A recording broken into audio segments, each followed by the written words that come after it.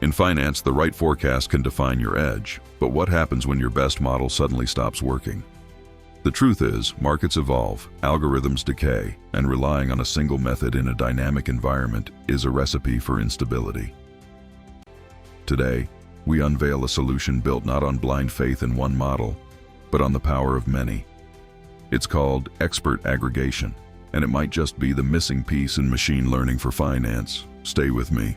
What you'll discover in the next few minutes could reshape how you think about prediction, risk, and strategy forever. Chapter 1. Why Expert Aggregation Matters in Forecasting.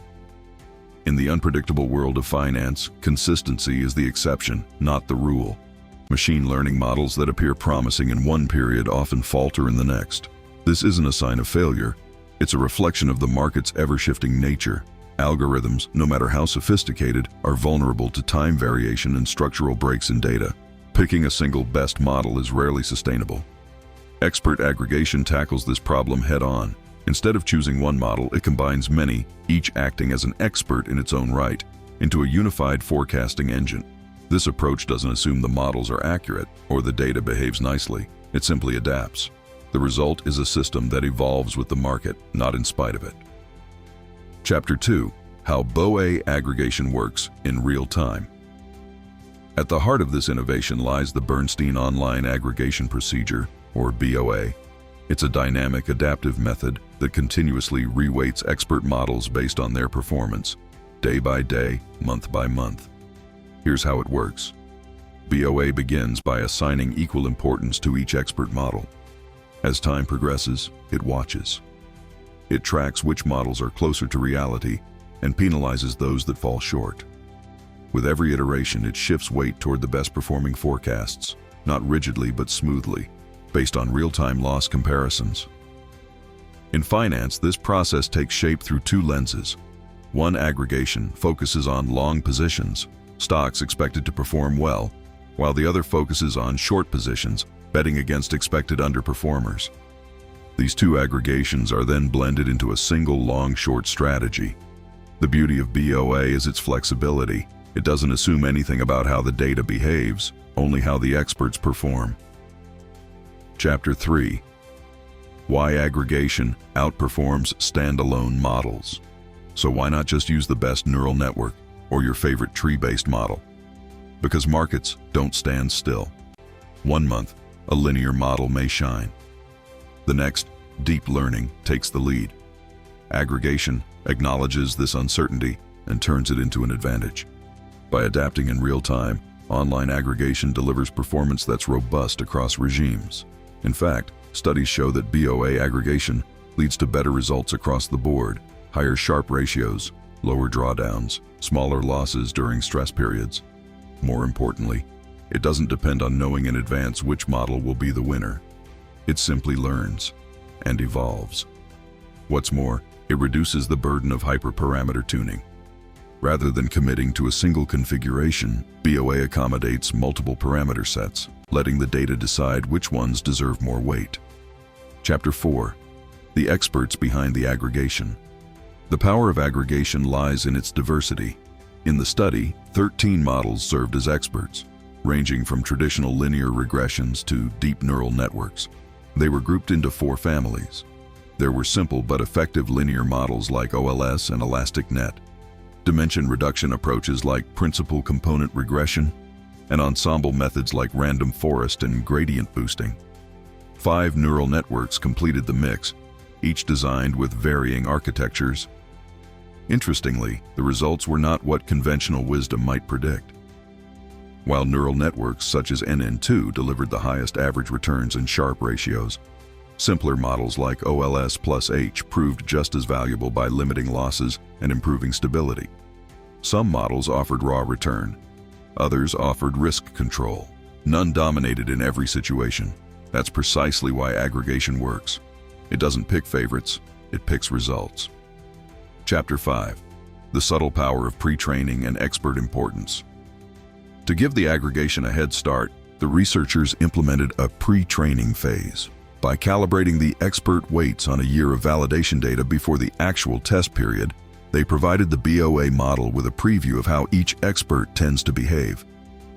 This led to faster convergence and slightly better performance, not just in terms of returns, but resilience during crises. Beyond that, the concept of expert importance emerged. This metric quantifies the impact of each expert within the final portfolio. When an expert is removed and performance deteriorates, we know it played a pivotal role. In this case, two models, OLS plus H and NN2, stood out. Remove them, and the strategy's Sharpe ratio drops. One manages risk, the other captures return. Together, they form the backbone of the Ensemble. Chapter 6. Constructing the long-short strategy and dataset scope. The final portfolio isn't built randomly, it's structured. Every month, each model ranks stocks based on their forecasted returns. The top 10% are bought, the long side. The bottom 10% are sold, the short side. These positions are balanced to form a zero net investment strategy, ensuring that gains aren't dependent on market direction. What makes this study even more compelling is its breadth. It leverages over 60 years of U.S. stock data, more than 30,000 stocks, sourced from CRSP and Compustat via the WRDS platform. The features include 94 firm characteristics ranging from valuation metrics to momentum indicators. Missing values are smartly imputed using cross-sectional medians, and every feature is ranked monthly to prevent outlier distortion. This isn't a toy data set. It's industrial grade. Chapter 7. Understanding and minimizing regret. In online learning, regret isn't emotional. It's mathematical. It represents the cumulative difference between the performance of your aggregation and that of the best possible expert, had you known in hindsight who that expert would be. Minimizing regret ensures your model is learning efficiently over time. It means that even if you start slow, you eventually close the gap on the best possible strategy. BOA is engineered to minimize this regret, and as time progresses, the difference becomes negligible. The longer you run the system, the smarter it becomes. This isn't just a performance feature, it's a theoretical guarantee.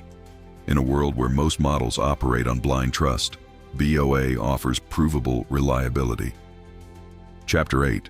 Final Performance. What BOA achieves. So how does this all play out in hard numbers? The BOA aggregated portfolio, known as PTFBOA, achieved the highest Sharpe ratio in the study, 2.73, outpacing even the strongest individual expert, NN2, which clocked in at 2.67. It also delivered the lowest maximum monthly loss at just 5%, a staggering improvement over the 13% suffered by some neural networks. Drawdowns? Just 9% compared to 14% and 20% for other methods. And while the annual return of PTFBOA was marginally lower than that of NN2, it delivered that return with far less volatility. Skewness was positive, turnover was moderate. Risk-adjusted, this was the most stable performer. What this tells us is simple. Expert aggregation, especially when implemented via BOA, is not just an academic curiosity. It's a viable superior strategy for modern portfolio construction. You've just seen how expert aggregation powered by real-time learning and grounded in statistical rigor can outperform even the most sophisticated standalone models. In a financial world that punishes overconfidence and rewards adaptability, this approach offers the best of both: intelligent diversification and measurable performance. If you found this video insightful, let's keep the conversation going. Like it, share it, and subscribe for more in-depth explorations of AI and finance.